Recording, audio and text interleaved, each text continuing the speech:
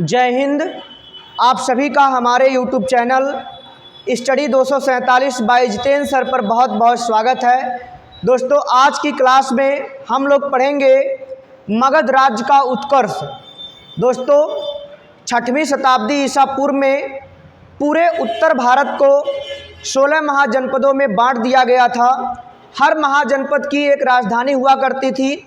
ऐसी जानकारी दोस्तों हमें बौद्ध धर्म की पुस्तक अंगुत्तर निकाय से मिलती है और जैन धर्म की पुस्तक भगवती सूत्र से मिलती है। दोस्तों, तो क्या कारण रहता है कि मगध राज्य का उत्कर्ष होता है, मगध राज्य सबसे आगे निकलता है और जो 15 राज्य होते हैं दोस्तों वो पीछे हो जाते हैं। क्या कारण रहता है, तो चलिए हम लोग देखते हैं आज के क्लास में मगध राज्य का उत्कर्ष। मगध राज्य का उत्कर्ष। मगध राज्य का उत्कर्ष दोस्तों, मगध राज्य का उत्कर्ष होने का सबसे बड़ा कारण है दोस्तों दोआब क्षेत्र में स्थित था। दोआब क्षेत्र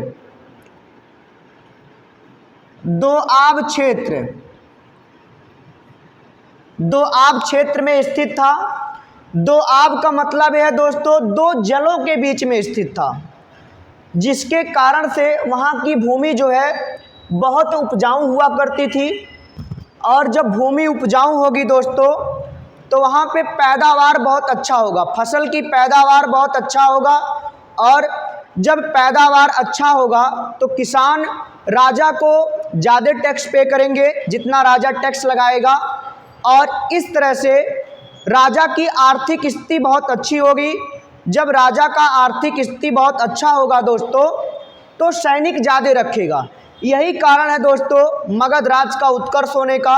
वो दोआब क्षेत्र में स्थित था और सबसे पहले मगध राज्य का ही उत्कर्ष होता है और मगध पर पहला राजवंश स्थापित होता है जिसका नाम है हर्यक वंश, जिसको पितृहंता वंश के नाम से भी जाना जाता है, क्योंकि इस वंश में दोस्तों जितने शासक हुए हैं सारे के सारे शासक अपने पिता की हत्या करके गद्दी पर बैठे हैं।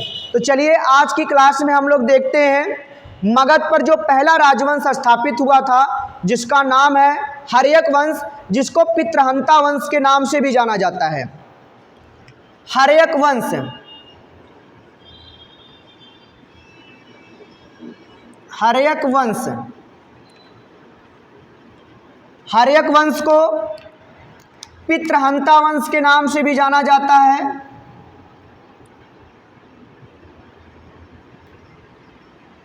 पितृहंता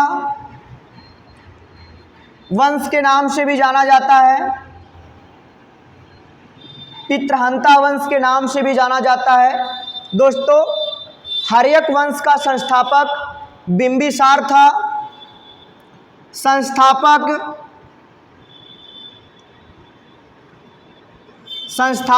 बिंबिसार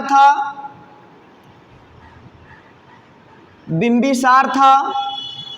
दोस्तों, बिंबिसार को मत्स्य पुराण में क्षेत्रोजस कहा गया है। बिंबिसार को मत्स्य पुराण में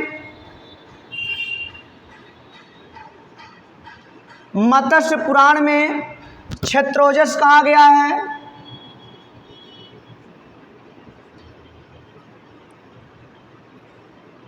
मत्स्य पुराण में क्षेत्रोजस कहा गया है।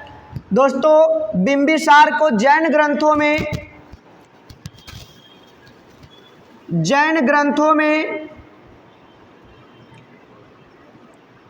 श्रेणिक कहा गया है। जैन ग्रंथों में दोस्तों श्रेणिक कहा गया है, इसको आप लोग याद रखिएगा।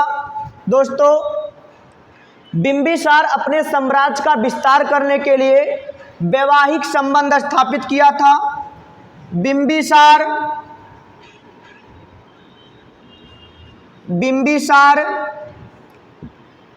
अपने साम्राज्य का विस्तार करने के लिए वैवाहिक संबंध स्थापित किया था। अपने साम्राज्य का अपने साम्राज्य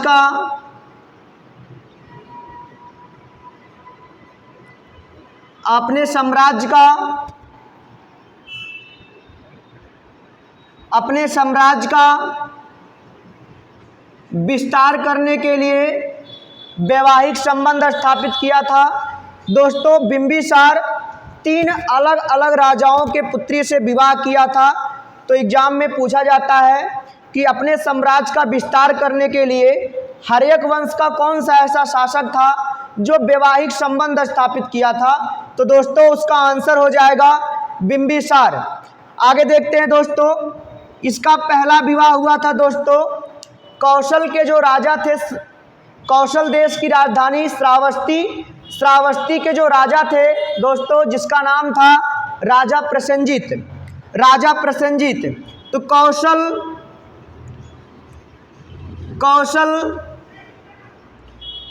के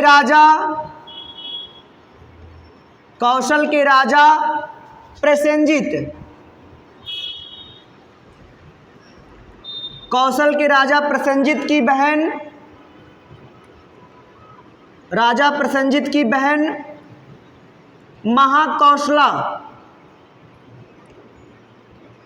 महाकौशला से इसका विवाह हुआ था दोस्तों। और राजा प्रसेनजीत ने दहेज के रूप में काशी को दिया था। राजा प्रसेनजीत ने दहेज के रूप में काशी को दिया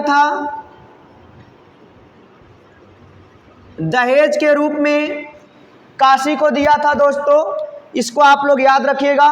उसके बाद दोस्तों, बिंबिसार अगला विवाह वैशाली के राजा चेटक की पुत्री वैशाली के राजा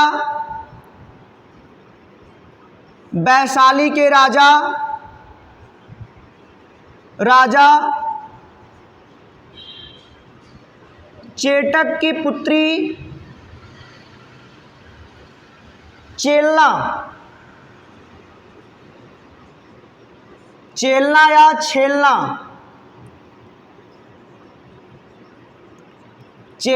छेलना दोनों नाम मिलता है दोस्तों। तो वैशाली के राजा चेटक की पुत्री चेलना से दूसरा विवाह किया था दोस्तों बिंबिसार।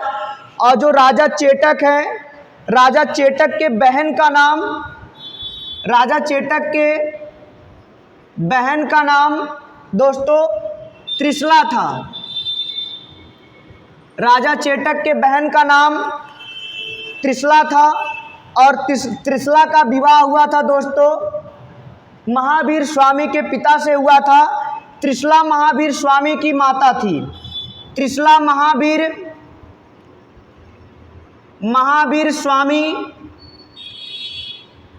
स्वामी की माता थी त्रिशला। तो आप लोग बताइए दोस्तों, महावीर स्वामी और बिंबिसार में क्या संबंध होगा। दोस्तों, बिंबिसार का विवाह महावीर स्वामी के मामा के लड़की से हुआ था। इसका मतलब ये है बिंबिसार का बहनोई कौन लगेगा, महावीर स्वामी, जो जैन धर्म के 24वें और अंतिम तीर्थंकर थे, जो जैन धर्म के वास्तविक संस्थापक माने जाते हैं दोस्तों। उन्हीं के मामा के लड़की से विवाह हुआ था बिंबिसार का। इसको आप लोग याद रखिएगा। इसका मतलब ये है बिंबिसार का महावीर स्वामी कौन लगते थे, बहनोई लगते थे दोस्तों। इसको आप लोग याद रखिएगा। बिंबिसार तीसरा विवाह किया था मद्र देश की राजकुमारी क्षेमा से।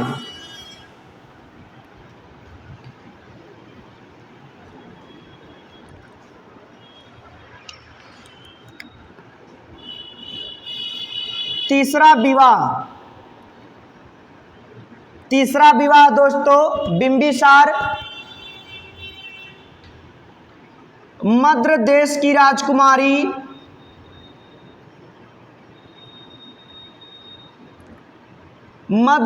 राजकुमारी खेमा या क्षेमा से। खेमा या क्षेमा से किया था दोस्तों। बिंबिसार दोस्तों अंग को जीत करके मगध में मिला लिया था दोस्तों। अंग एक महाजनपद हुआ करता था, अंग की राजधानी चंपा हुआ करती थी दोस्तों। तो बिंबिसार अंग महाजनपद, अंग महाजनपद को जीत करके मगध में मिला लिया था, मगध में मिला लिया था। और वहाँ का शासक अजातशत्रु, अजातशत्रु दोस्तों बिंबिसार का पुत्र है, जो राजा चेटक की पुत्री थी जिसका नाम है चेलना या छेलना, उसी का पुत्र था अजातशत्रु, उसी से उत्पन्न पुत्र था अजातशत्रु। तो अजातशत्रु को वहाँ का शासक बनाया था। अजातशत्रु किसका पुत्र था? जो कौशल के राजा चेटक थे उनकी जो पुत्री थी चेलना या छेलना, उसी का पुत्र था दोस्तों अजातशत्रु। बिंबिसार दोस्तों अवंती के राजा चंडप्रद्योत, अवंती के राजा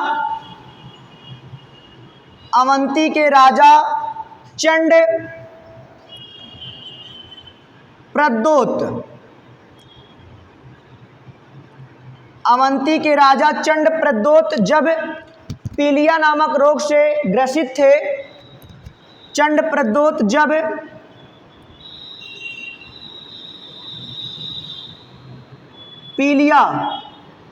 पीलिया नामक रोग से ग्रसित थे दोस्तों, तो अपने राजवैद्य जीवक को, अपने राजवैद्य जीवक को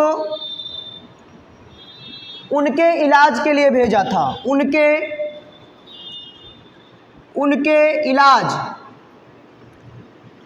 इलाज के लिए भेजा था। इसके बाद दोस्तों अवंती के राजा चंडप्रद्योत और बिंबिसार के बीच में मैत्रीपूर्ण संबंध स्थापित हुआ था। दोस्तों बिंबिसार बौद्ध धर्म का अनुयायी था और गौतम बुद्ध के समकालीन था। दोस्तों गौतम बुद्ध से बिंबिसार समय समय पर राय मशवरा भी किया करता था। आगे देखते हैं दोस्तों, बिंबिसार बौद्ध धर्म का अनुयायी था, बौद्ध धर्म का अनुयायी था। और दोस्तों बिंबिसार गौतम बुद्ध के समकालीन भी था। गौतम बुद्ध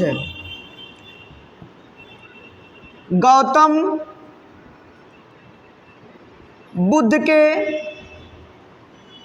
समकालीन, गौतम बुद्ध के समकालीन भी था दोस्तों। बिंबिसार की हत्या दोस्तों अजातशत्रु के द्वारा कर दी गई थी।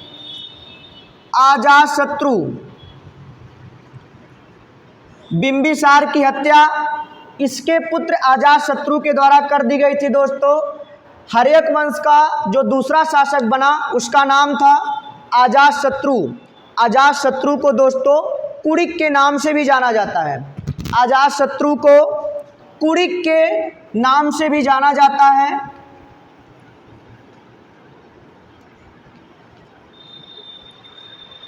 अजातशत्रु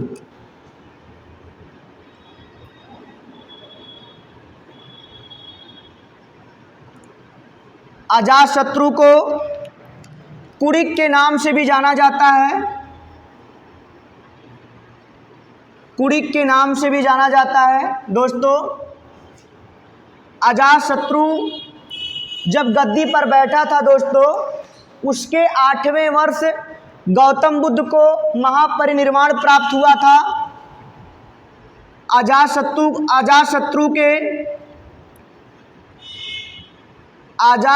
के गद्दी पर बैठने के 8 वर्ष के बाद गौतम बुद्ध को महापरिनिर्वाण प्राप्त हुआ था।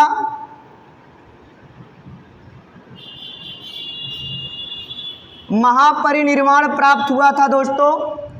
गौतम बुद्ध को महापरिनिर्वाण 483 ईसा पूर्व में प्राप्त हुआ था दोस्तों, उत्तर प्रदेश के कुशीनगर में। दोस्तों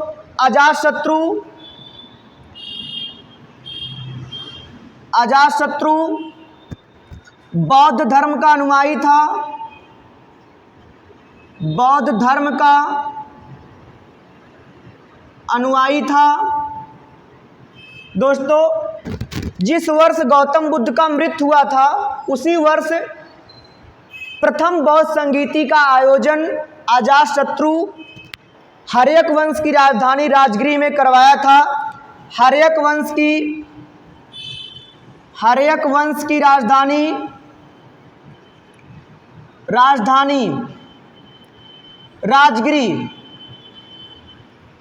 राजगृह में प्रथम बौद्ध संगीति का आयोजन प्रथम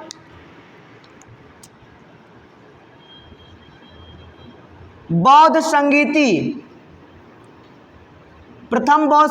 का आयोजन 483 ईसा पूर्व में कराया गया था दोस्तों। उस समय का शासक अजातशत्रु था और अध्यक्ष था महाकश्यप अध्यक्षता किया था। दोस्तों राजगृह के सप्तपर्णी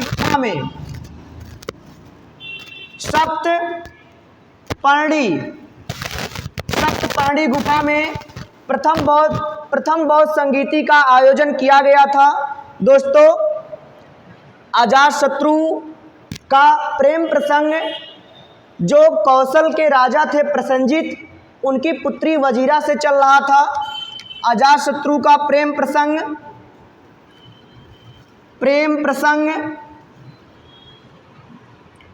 प्रसंग जो कौशल के राजा प्रसेनजित थे, प्रसेनजित की जो पुत्री थी उसका नाम था वजीरा। राजा प्रसेनजित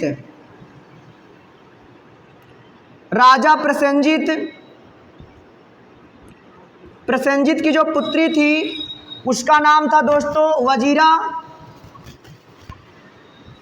वजीरा से दोस्तों अजातशत्रु का प्रेम प्रसंग चल रहा था। लेकिन दोस्तों जैसे ही अजातशत्रु अपने पिता की हत्या करता है उसके बाद राजा प्रसेनजित नाराज हो जाते हैं और अपने पुत्री का विवाह करने से इनकार कर देते हैं। और दोस्तों राजा प्रसेनजित जो बिंबिसार को दहेज के रूप में दिए थे काशी को, उसको पुनः वापस ले लेते हैं।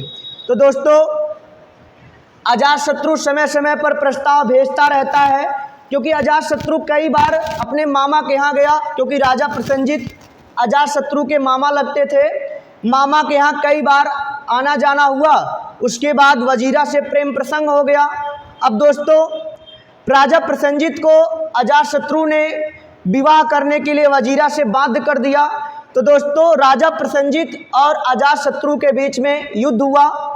उस युद्ध के बाद दोस्तों राजा प्रसेनजित वजीरा का विवाह अजातशत्रु से किए और दोस्तों जो बिंबिसार को काशी दहेज में दिए थे और वापस ले लिए थे, उसको पुनः वजीरा का जब विवाह किए तो दहेज के रूप में दिए। मतलब राजा प्रसेनजित ने अपने बहन का विवाह किया, तब भी दोस्तों उन्होंने काशी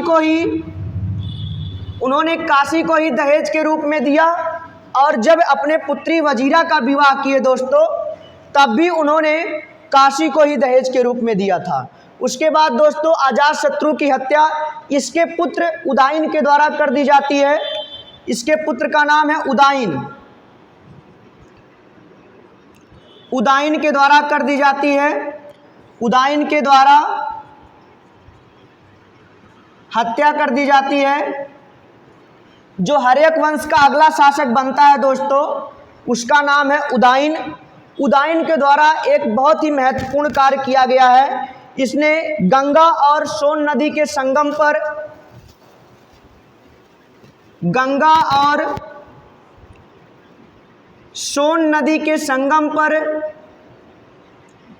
सोन नदी के संगम पर गंगा और सोन नदी के संगम पर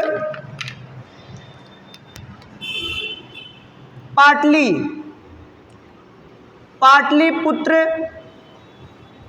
नामक शहर बसाया था। पाटलिपुत्र नामक शहर बसाया था दोस्तों, जिसे आज पटना के नाम से जाना जाता है, जिसे आज पटना के नाम से जाना जाता है दोस्तों।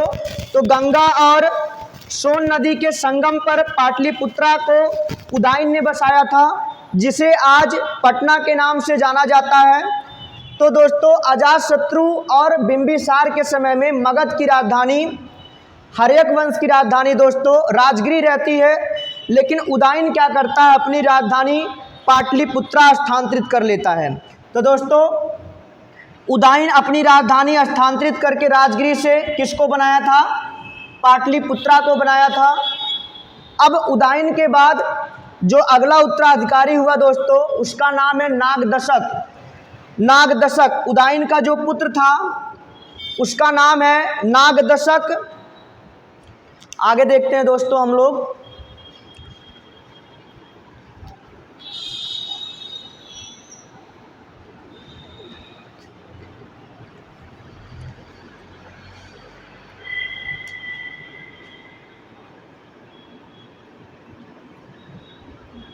उदयन के पुत्र का नाम है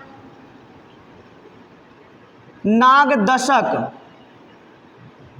नागदशक।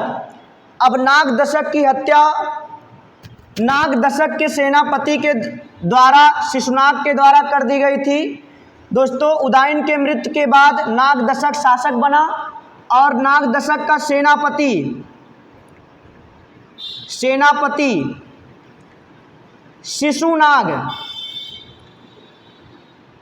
शिशुनाग ने नागदशक की हत्या कर दिया। नागदशक की हत्या कर दिया और दोस्तों मगध पर एक नए राजवंश की स्थापना किया, जिसका नाम है शिशुनाग वंश, जिसका नाम है दोस्तों शिशुनाग वंश। तो मगध पर पहला राजवंश जो स्थापित हुआ था उसका नाम था हर्यक वंश। मगध पर जो दूसरा राजवंश स्थापित हुआ था उसका नाम है शिशुनाग वंश। दोस्तों नागदशक 10 नाग के बराबर था ये व्यक्ति, और इसकी हत्या कौन कर दिया, एक छोटा से शिशुनाग ने 10 नाग के बराबर व्यक्ति की हत्या कर दिया। और दोस्तों मगध पर एक नए राजवंश की स्थापना किया, जिसका नाम है शिशुनाग वंश। तो ठीक दोस्तों, आज के लिए इतना ही। अगर वीडियो पसंद आए तो प्लीज़ आप लोग लाइक करिए, शेयर करिए और सब्सक्राइब करिए। Thank you.